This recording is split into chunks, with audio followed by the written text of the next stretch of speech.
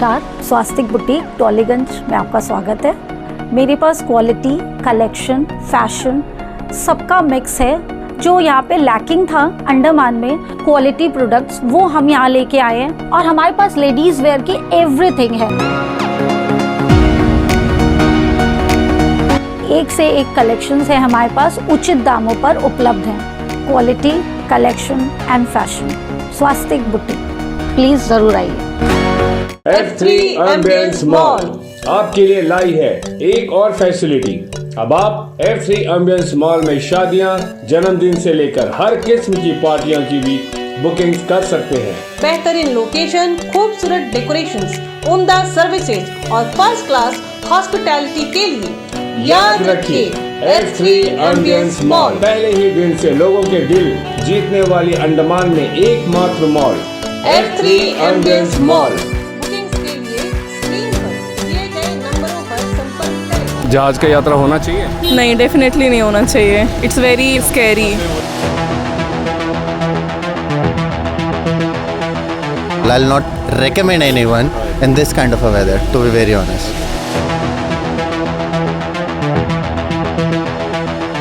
बच्चों फैमिली के लिए ठीक नहीं है क्योंकि सिस्टर डेथ 4 to 5 है।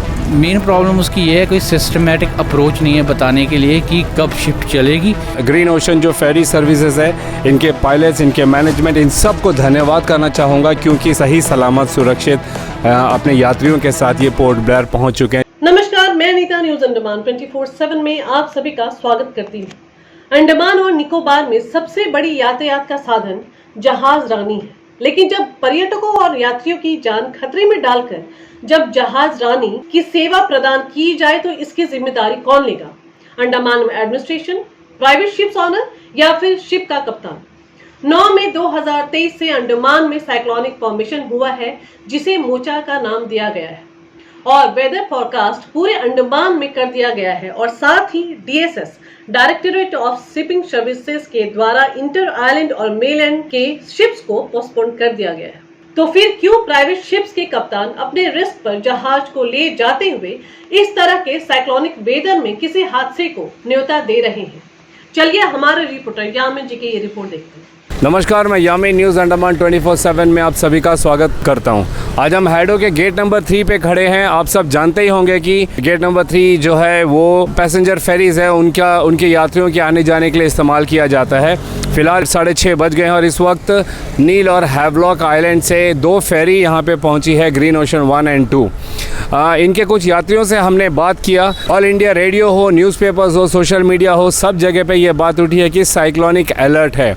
इसके बावजूद भी कुछ फेरीज़ हैं, उन्होंने यात्रा की है। हैवलॉक और नील आइलैंड ओपन सी है, काफ़ी ख़तरनाक मामला हो सकता है, उसके बावजूद भी ये यात्रा की गई। इसी को लेकर हम कुछ लोगों से बात करते हैं और जानते हैं कि उनका आज के दिन साइक्लोनिक वेदर कंडीशन में उनका एक्सपीरियंस कैसा रहा और उन्हें किन किन परेशानियों का सामना करना पड़ा। अभी ग्रीन ओशन 1 जो है फास्ट फेरी जो हैवलॉक से आई है पोर्ट ब्लेयर, ये इन्हीं में से हम कुछ यात्रियों से बात करेंगे और उनका एक्सपीरियंस जानना चाहेंगे। नमस्कार जी, मेरा नाम समर कुमार है। हमारा जो सफ़र था वो बहुत ही बुरा था, बहुत ही दिक्कत हो रहा था, लेकिन इसके अलावा और कोई रास्ता भी तो नहीं था।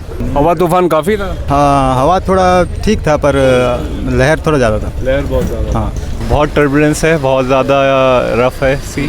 और ये सजेस्ट ऐसे मौसम में जहाज का यात्रा होना चाहिए? नहीं, डेफिनेटली नहीं होना चाहिए। It's very scary. हम फंसे हुए थे। We are very happy that we are back. It was life threatening. थोड़ा रफ था, सी थोड़ा डिस्टर्ब है। आपको लगता है इस मौसम में यात्रा होना चाहिए? नहीं होना चाहिए। थोड़ा बहुत दिक्कत तो था बट ठीक है। पानी का वेग तो था, बहुत हल्का था।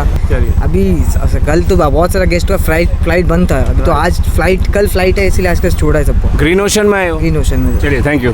It was rough. It was really rough. Okay. Yesterday as well because of that cyclone issue, if I'm not wrong.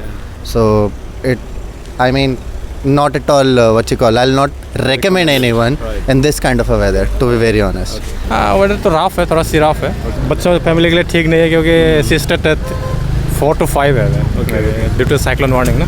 का यात्रा तो मतलब पूरा रिस्की हो जाता है। बहुत ही खतरनाक था। वेदर पूरा रफ था। तो जिस तरीके से आपने देखा कि हमने कई लोगों से यहाँ पे बात की है, उनसे प्रतिक्रियाएं ली है कि आज उनका एक्सपीरियंस कैसा रहा। सब ने अपने अपने एक्सपीरियंस दिए। कईयों ने तो यहाँ तक कहा कि एक्सपीरियंस अच्छा रहा। क्यों? क्योंकि उनकी जान बच गई। कई लोग रिकमेंड कर रहे हैं कि ऐसे मौसम में फेरीज नहीं चलाने चाहिए, उनका कुछ ना कुछ ऑल्टरनेटिव होना चाहिए, कि या तो हेलीकॉप्टर सेवाएं दी जाए या तो फिर इस सर्विस को फ़िलहाल के लिए बंद कर दी जाए जब तक मौसम ठीक नहीं होता। इसके बावजूद भी हम आपको बता दें कि हमें सूत्रों से जानकारी मिली है कि कोई भी फेरीज चलाने के लिए परमिशन नहीं है।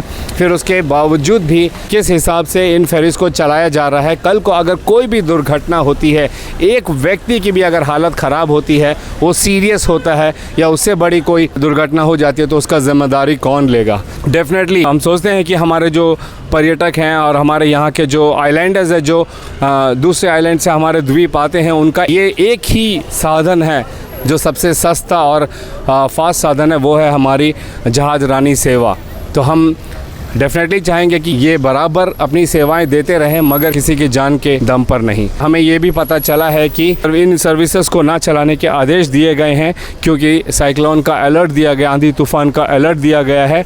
जैसे कि आपने न्यूज़पेपर्स वगैरह में भी देखा होगा कि मछुआरों को ख़ास एकदम मना किया है कि वे खुले समुंदर में ना जाएं। तो फिर किस हिसाब से ये जो फास्ट फेरीज हैं वो चल रही हैं, जबकि जो सरकारी फेरीज हैं उनको बंद किया गया है। जेल जैसा ही रहा जो ग्रीन ओशन 1 है।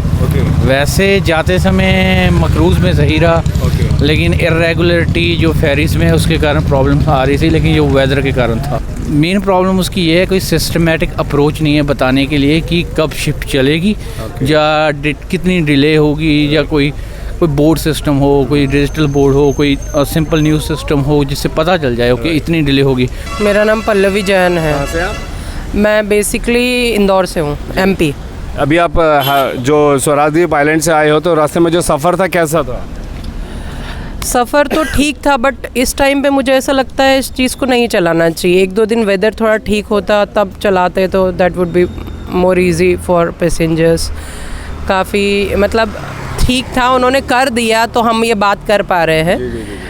अदरवाइज वॉमिटिंग था, काफ़ी लोग परेशान थे, पैनिक बीच में थोड़ा हो गया था।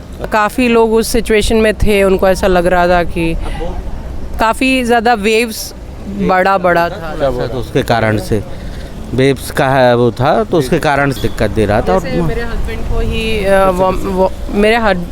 को ही 2-3 बार वॉमिटिंग हुआ, but what can be done, बैठे हुए हैं तो सेफ्टी इम्पॉर्टेंट है। और आई डोंट नो, मैं तो यहाँ से नहीं हूँ, फिर भी यहाँ पे थोड़ा सा और इसको स्ट्रिक्ट होना चाहिए। Thank you so much ma'am. Green ocean जो फेरी सर्विसेज है, इनके पायलट्स, इनके मैनेजमेंट, इन सब को धन्यवाद करना चाहूँगा क्योंकि सही सलामत सुरक्षित अपने यात्रियों के साथ ये पोर्ट ब्लेयर पहुँच चुके हैं। जिस तरीके से आपने अभी कई सारे पैसेंजर्स को सुना कि वे कितने डरे हुए थे, सबके सब लगभग यही कहा है कि ये रिस्की हो सकता था, मगर वे खुश नसीब महसूस कर रहे हैं। पैनिक सिचुएशन भी क्रिएट हुई थी, मगर उसके बावजूद भी हमारे जो ग्रीन ओशंस हैं, उनके जो पायलट हैं और जो मैनेजमेंट है, उन्होंने सही सलामत यहाँ पे सभी यात्रियों को पहुंचाया है। मगर साथ ही हम एक और गुजारिश करेंगे कि हमारी जो प्रशासन है इस पर गंभीरता से विचार करे कि कोई भी हादसा होने से हम बचे। रडार सिग्नल 3 बता रहा है ये सेफ नहीं है, तो ऐसे सर्विसेज को फिलहाल के लिए एडवाइजरी डालकर रोक देना चाहिए। जैसे कुछ लोगों ने कहा अगर हम जाते ही नहीं तो हमें वापस आने की चिंता ही नहीं रहती। अगर सर्कुलर निकाल के पहले से ही एडवाइस कर दिया जाए कि आने वाले दिनों में तूफ़ानी अलर्ट है, तो कोई भी खासकर जो पर्यटक हैं उन लोगों को दूसरे द्वीपों की सर्विसेज ना दी जाए बोट के ज़रिए, ताकि उनको वापसी में कोई दिक्कत भी ना हो। अंत में गुजारिश करेंगे हमारे प्रशासन से, डायरेक्टरेट ऑफ शिपिंग सर्विसेज से, कि इसको बहुत ही गंभीरता से ले, क्योंकि बहुत सारे लोगों ने हमारे चैनल को कॉल किया और उन लोगों ने हमें बताया कि वे जेट्टी पर जब आएंगे तो वे लोग अपनी प्रतिक्रियाएँ देना चाहते हैं कि उन लोगों का एक्सपीरियंस कैसा रहा। तभी हम यहाँ पर पहुँचे और आज के इस न्यूज़ को हमने कवर किया आप लोगों के लिए। उम्मीद करते हैं कि भविष्य में भी ऐसी कोई भी दुर्घटना नहीं होगी और हमारी प्रशासन और जहाज़ रानी जो भी सेवाएं देंगी वो मौसम को ध्यान में रख कर ही दिया जाएगा। कैमरा पर्सन दीपिका सोनी के साथ मैं यामीन, न्यूज़ अंडमान 24/7। नमस्कार। आपकी जानकारी के लिए बता दें, अंडमान निकोबार का लाइफलाइन है जहाज रानी, जिससे यात्रियों को एक टापू से दूसरे टापू पर जाने के लिए यह सेवा प्रदान की जाती है। कप्तान का यह कर्तव्य होता है कि वो मौसम को देखते हुए सही निर्णय लेकर यात्रियों को सुरक्षित ले जाए। इस प्रकार के साइक्लोनिक वेदर में पोर्ट कंट्रोल द्वारा दिए गए निर्देशों का पालन करें। आग, पानी और हवा ना मानव कभी इससे जीता है और ना जीत पाएगा। अगर आपको हमारा यह एपिसोड पसंद आए तो कृपया लाइक, शेयर और सब्सक्राइब जरूर करें और जी हाँ, कमेंट सेक्शन में अपनी राय देना ना भूलें। इसी के साथ मैं नीता न्यूज अंडमान 24/7 से आज की इस कड़ी से विदा लेती हूँ। नमस्कार।